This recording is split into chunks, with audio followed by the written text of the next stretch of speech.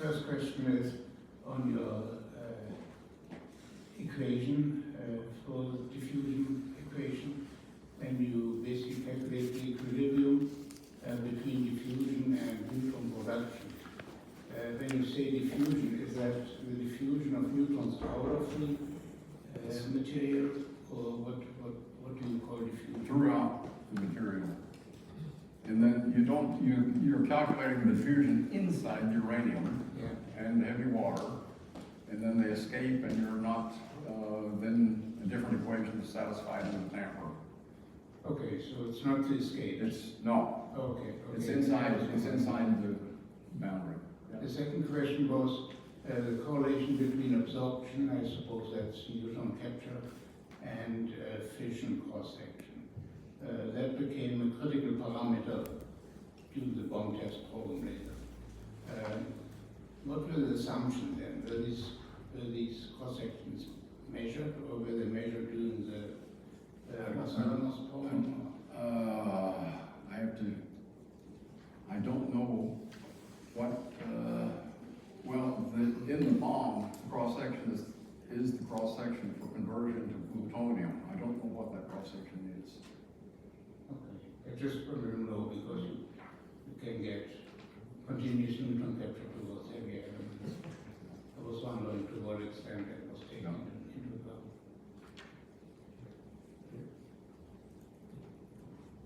Thanks, Joe. There was a lot to absorb. I have only one small question. You said that at the end of the war, Heisenberg knew fission cross-section would be between 1/2 and 2.5. Yeah, that's where his guesses, yeah. Right, but so 2.5 is the geometrical cross-section. I mentioned that too. Can you repeat where he got the 1/2 from? Is it the Laddenberg? That may be. I have it in notes somewhere there. I think it's an American measurement from the late 30s. I can tell you when I look at the references. Yeah, that was an actual measurement.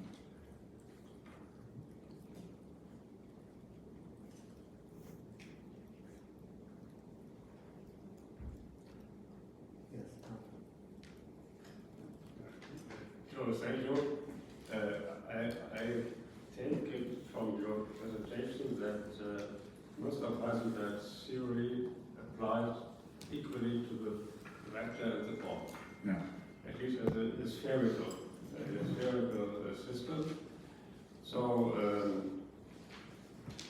you cannot avoid to work on one without working on the other. Is that right? You could, right? You could avoid it just by keeping it to yourself. And the problem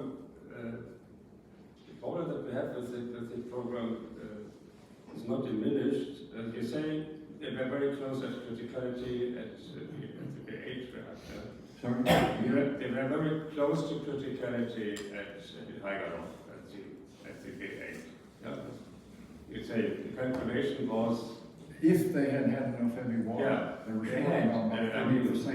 In about the turn of the year, Hitler's and Heisenberg's heavy water and uranium was together in the middle, and Lutz came with the lorries and took their material away. Not even then. Not even in the end phase of the third Reich.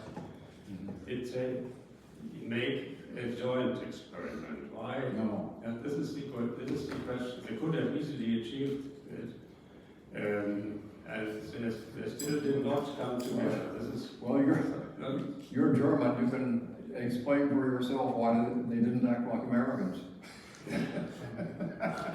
But back to your first question.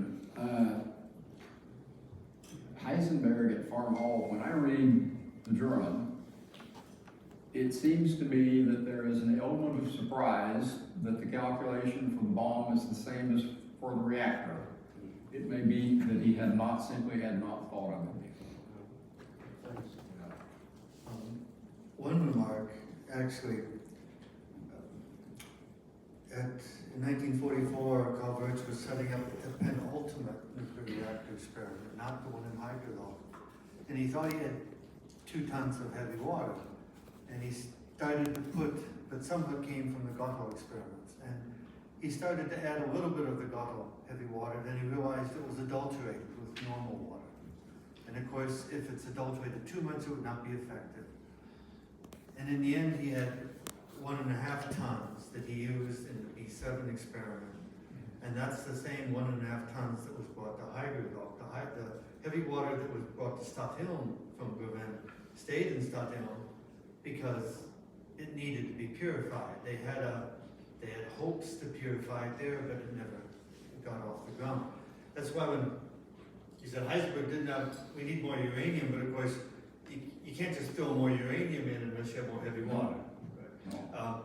I disagree with the authors who have often said, well, they didn't have enough uranium in Heidelberg. They had exactly the amount of uranium that would fit with the 1.5 tons of heavy water that they could bring there that was usable.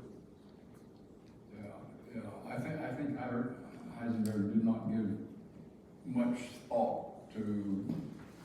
He certainly was interested in the reactor program, but he could have calculated what I calculated. There was no mystery there. Oh, he knew how to do that. He would have known how to do it. You should take more credit, Joe. You should take more credit. No, he could have done that. There's no question. He could have done that. He took Somerville's partial differential equations for it. So perhaps 1 or 2 quick questions. We have to start at 2 promptly because Cameron Reed, who could not be here in person, is going to connect via Zoom.